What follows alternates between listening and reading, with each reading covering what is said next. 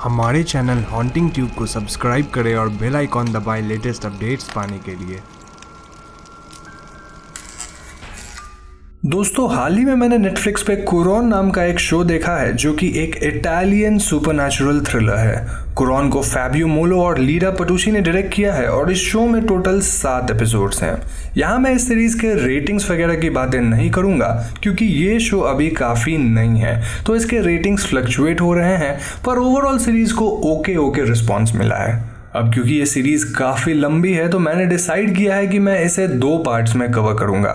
आज की वीडियो में मैं पहले 3 एपिसोड्स की कहानी को कवर करूंगा और अगली वीडियो में मैं बचे हुए 4 एपिसोड्स की कहानी आपको बताऊंगा। So now with that said, let's roll the intro.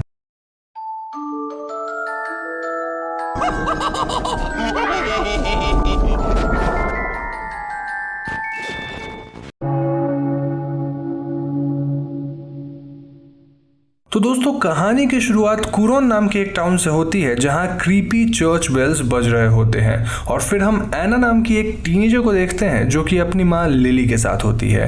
तभी एना के पिता थॉमस एना को उसके रूम में ले जाकर वहीं रहने के लिए कहते हैं, लेकिन कुछ आवाज़ें सुनकर एना नीचे आती है और वो देखती है कि उसके जैसी दिखने वाली एक लड़की राइफल के साथ खड़ी है और उसने लिली को मार दिया है। एना की ये डॉपलगैंगर या फिर हमशक्ल एना को भी शूट करने वाली होती है, पर थॉमस ऐसा होने से रोक लेते हैं और एना बेहोश हो जाती है। सीन अब शिफ्ट होकर प्रेजेंट को दिखाती है जहां एना अपने ट्विंस डारिया और मोरो के साथ 17 साल बाद कुरॉन वापस आई है और मोरो कुरॉन को अपने ड्रोन की मदद से एक्सप्लोर करना चाहता है, पर उसका ड्रोन खो जाता है। ये तीनों एना के घर, जो कि एक पुराना होटल है, वहां आते हैं और यहाँ उन्हें थॉमस मिलते हैं। थॉमस नहीं चाहते थे कि एना और उसके बच्चे कुरॉन में रहे और इसलिए एना ट्विंस के साथ कुछ खाने के लिए एक पब जाती है। पब में एना को उसका पुराना लवर एल्बर्ट मिलता है, पर दोनों एक दूसरे से बात नहीं करते और उसी समय थॉमस पब पहुंचते हैं जो कहते हैं कि एना आज रात के लिए कुरॉन में ठहर सकती है, लेकिन थॉमस का कहना था कि कल सुबह एना को कुरॉन से वापस जाना होगा। अब कहानी में यहाँ हमें कुछ डिटेल्स मिलते हैं, जैसे मोरो हाफ डेफ था, उसने अपना ड्रोन खुद बनाया था और उसे हेजलनट से एलर्जी थी। ट्विंस को यह भी बताया जाता है कि उन्हें बेल टावर से दूर रहना चाहिए और कुरॉन में लोग शैडोज को दूर रखने के लिए कैंडल्स जलाया करते हैं। अब ये शैडोज क्या है, इसके बारे में हमें कहानी में आगे पता चलेगा। और हाँ, यहाँ मैं आपको एक और छोटी डिटेल दे दूँ कि एना कुरॉन वापस इसलिए आई थी क्योंकि वो अपने हस्बैंड से दूर रहना चाहती थी। अब एना और उसके हस्बैंड के बीच क्या प्रॉब्लम थी, ये भी हमें कहानी में आगे पता चलेगा। उस रात एना को फिर से वही सपना आता है जो हमने शो के बिगिनिंग में एक फ्लैशबैक में देखा था। दूसरी तरफ मोरो को अपने ऊपर वाले रूम से कुछ आवाजें आती है, पर जब वो उस रूम को इन्वेस्टिगेट करने जाता है तो उसे वो डोर लॉक्ड मिलता है। वहां रूम के बाहर पानी था और तभी थॉमस आकर मोरो को रोक लेते हैं। थॉमस मोरो को ये एक्सक्यूज देते हैं कि वो आवाजें उनके पेस मेकर से आ रही हैं। खैर, फाइनली एना ट्विंस के रूम में आती है और वो उनके साथ ही सोती है। अगली सुबह एना और ट्विंस थॉमस को घर के बाहर पाते हैं जो एक वुल्फ को टेम करने की कोशिश कर रहे होते हैं। एना डिसाइड करती है कि वो कुरॉन में ही रहेगी और वो ट्विंस को स्कूल लेकर जाती है। वहाँ एल्बर्ट एना से बात करने की कोशिश करता है, पर एना उसे कोल्डली रिस्पॉन्ड करती है। स्कूल में डारिया का इंप्रेशन एक कूल और डेयरिंग किड वाला होता है, वहीं मोरो काफ़ी शाई और क्वाइट था, जिसे कुछ बच्चे परेशान भी करते हैं। थॉमस एना को समझाने की कोशिश करते हैं कि एना को कुरॉन में नहीं रहना चाहिए, लेकिन उसी समय डारिया और मोरो स्कूल से लौटकर बाहर जाने के लिए डिसाइड करते हैं। बाहर ट्विंस को स्कूल के कुछ बच्चे मिलते हैं और उनमें से एक बंदी मिकी ट्विंस को एक पार्टी के लिए इनवाइट करती है। पार्टी में डारिया और मिकी क्लोज हो जाते हैं, पर मोरो अकेला पड़ जाता है। मीनवाइल एना थॉमस से लिली के डेथ के बारे में पूछती है तो थॉमस बताते हैं कि लिली ने आत्महत्या करी थी। एना को पता था कि थॉमस झूठ बोल रहे हैं, पर उसे 17 साल पहले की बातें कुछ खास याद नहीं थी। थॉमस एना को आगाह करते हैं कि अगर एना ट्विंस को लेकर कुरॉन से नहीं जाएगी तो एना के नाइटमेयर्स ट्विन के नाइटमेयर्स भी बन सकते हैं। वहीं दूसरी तरफ पार्टी में मोरो डारिया के बिना अकेले बेल टावर्स के पास चला जाता है टू गेट हिज ड्रोन और डारिया को मिकी का भाई जुएलो और उसका दोस्त डेविड ये बताते हैं कि लोकल लेजेंड के हिसाब से बेल टावर में कोई बेल्स नहीं है, पर जब लोगों को बेल्स की आवाज़ सुनाई देती है तो उनकी मौत हो जाती है। अब मोरो वहाँ लेक में एक बोट पर होता है और अपने ड्रोन को पानी से निकालने की कोशिश करता है, पर वो लेक में गिर जाता है। वहीं डारिया भी काफ़ी ड्रंक थी, जिस वजह से वो अपना बैलेंस लूज करके पानी में गिर जाती है और डारिया को एक वुल्फ का विजन आता है। पानी से निकलने के बाद डारिया मिकी के साथ एक किस शेयर करती है और मोरो भी लेक से बाहर निकल जाता है। मोरो घर वापस आकर अपने रूम में जाता है, लेकिन उसे फिर से ऊपर वाले रूम में कुछ आवाजें सुनाई देती है। मोरो इस बार रूम को खोलने में सक्सेसफुल हो जाता है, जहां उसे एक बच्चे के बेडरूम में एना जैसी दिखने वाली एक औरत बंधी मिलती है। ये औरत मोरो पर अटैक करके उसे बेहोश कर देती है और कुछ देर बाद थॉमस को मोरो बेहोश मिलता है। थॉमस मोरो को उसके रूम में ले जाते हैं और ये कहते हैं कि मोरो ने जो कुछ भी देखा वो सब एक नाइटमेयर था। थॉमस फिर एना के रूम में जाते हैं, जहां उन्हें एना की बनाई हुई एक ड्राइंग मिलती है, लेकिन एना वहां नहीं होती। थॉमस फौरन ही एक गन लेकर बाहर जाते हैं और पहले एपिसोड की कहानी यहीं पर खत्म हो जाती है। नाउ दूसरे एपिसोड के स्टार्टिंग में कहानी फिर से फ्लैशबैक में जाती है, जहां थॉमस और टीनेज एना एक ट्रक में कहीं जा रहे होते हैं। वो लेक के पास रुकते हैं, जहां एना को तेज हेडेक होता है और उसे बेल्स की आवाज सुनाई देती है। हम व्यूअर्स देखते हैं कि कोई लेक से एना और थॉमस को देख रहा होता है और जब वो दोनों ड्राइव करके जा रहे होते हैं तो लेक से वो फिगर बाहर निकलकर किनारे की ओर आने लगता है। प्रेजेंट में डारिया और थॉमस मोरो को ये बताते हैं कि जो कुछ भी उसने उस रूम में देखा था वो सब उसके नशे की हालत में होने की वजह से हुआ था, लेकिन मोरो ये एक्सेप्ट नहीं कर पाता। थॉमस मोरो को उस बेडरूम में फिर से लेकर जाते हैं, पर इस बार वो रूम पूरा खाली होता है और ये बात मोरो को अनसेटल करती है। ऊपर से एना का भी कोई अता पता नहीं था और थॉमस का कहना था कि एना माउंटेन्स में गई है to spend some alone time. वहीं स्कूल में मिकी अपने बेस्ट फ्रेंड लूकस को डारिया और उसके किस के बारे में बताती है, पर लूकस ये सुनकर जेलस होता है क्योंकि he was in love with Mickey. लूकस jealousy में आकर ये बात स्कूल में एक लड़की को बता देता है और देखते देखते ये न्यूज़ चारों तरफ फैल जाती है। मीनवाइल थॉमस एक पुराने फार्म हाउस के पास पहुंचता है, जहां उसका बेस्ट फ्रेंड बर्जो उसे मिलता है।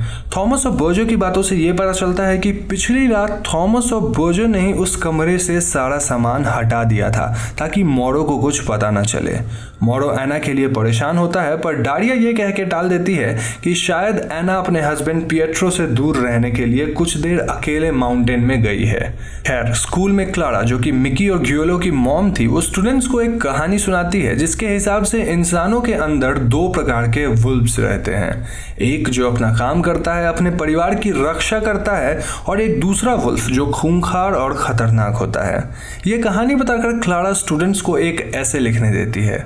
इसके बाद मिकी डारिया और मोरो को लंच के लिए इनवाइट करती है, जहां डारिया तो लंच पे आने के लिए राजी हो जाती है, लेकिन मोरो जाने से इनकार कर देता है। घर पे क्लारा मिकी को डारिया से दूर रहने की सलाह देती है क्योंकि एल्बर्ट और एना एक जमाने में लवर्स हुआ करते थे। एल्बर्ट भी क्लारा से अच्छे से पेश नहीं आता है even in front of Daria, और मिकी डारिया के साथ अपने रूम में चली जाती है। यहाँ मिकी को अपना फोन देखने पे पता चलता है कि उसके और डारिया के किस वाली बात अब पूरे स्कूल को पता चल गई है, और गियोलियो भी ये जानकर खुश नहीं था। मोरो लूकस के साथ समय बिताता है और उसे लूकस से कुरॉन और उनके फैमिली होटल के हिस्ट्रीज के बारे में पता चलता है। असल में कुरॉन पहले ऑस्ट्रियन हुआ करता था, लेकिन वर्ल्ड वॉर 1 के बाद इटालियन बन गया क्योंकि ये डिसीजन मोरो के फैमिली यानी थॉमस के एंसेस्टर्स ने लिया था। इसी कारण कुरॉन में जर्मनी और इटालियन कम्युनिटीज के संबंध अच्छे नहीं थे।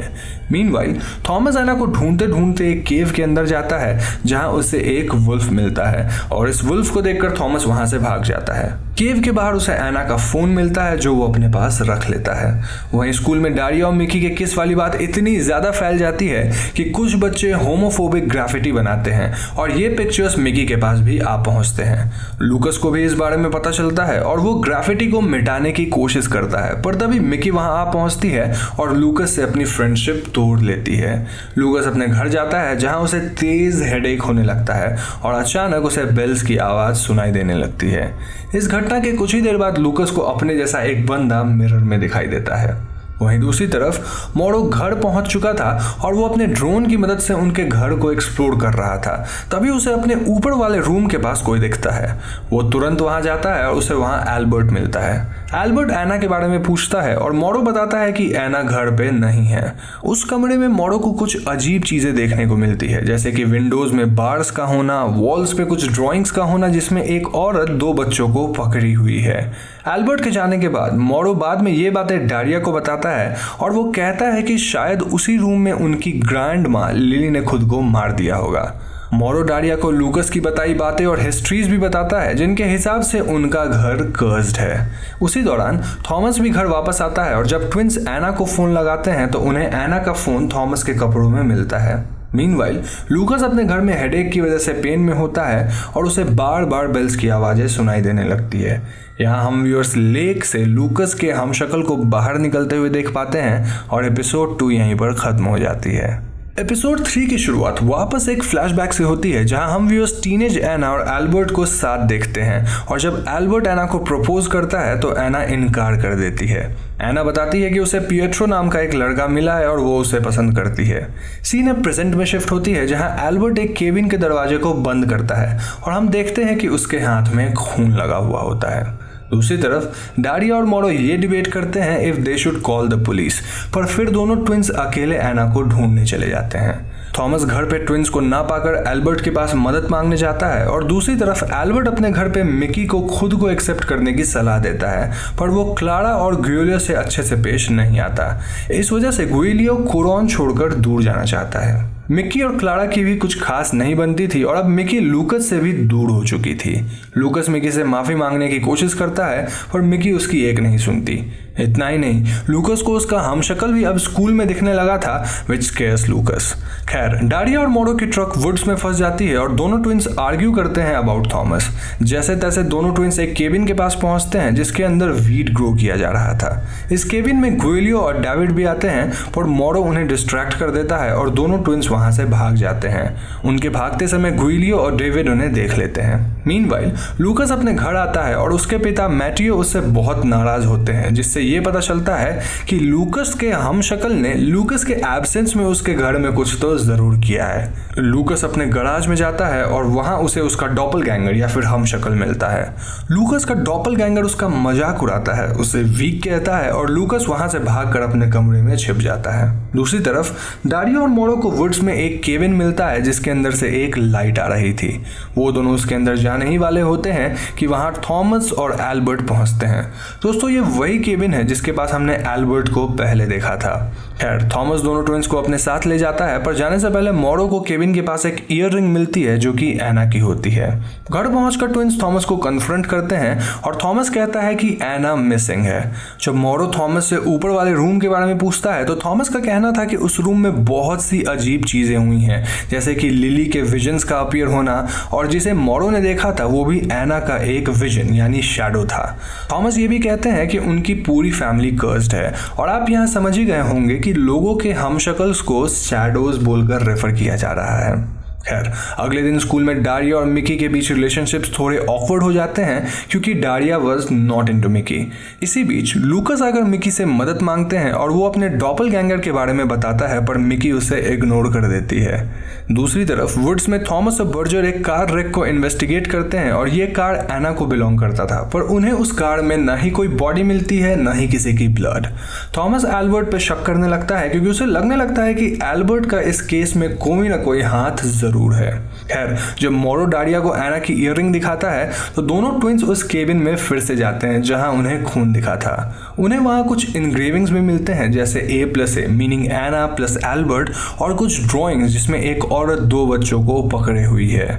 उसी वक्त केबिन में एल्बर्ट आ जाता है और उसे पता चल जाता है कि केबिन में कोई है। एल्बर्ट ट्विंस को शूट करने वाला होता है कि थॉमस उसे रोक लेता है और फिर पुलिस एल्बर्ट को अरेस्ट कर लेती है। मीनवाइल लूकस जब घर आता है तो उसके पिता मैटियो से गराज से कैट फूड लाने भेजते हैं, पर वहां लूकस को उसका हमशक्ल फिर मिलता है। इन दोनों के बीच कैट एंड माउस का चेस गेम चलता है और फाइनली हमशक्ल लूकस असली लूकस को मार देता है। ऐसा करने के बाद हमशक्ल लूकस, जिसे अब हम लूकस 2 कहेंगे, वो असली लूकस की जगह उसके घर में ले लेता है।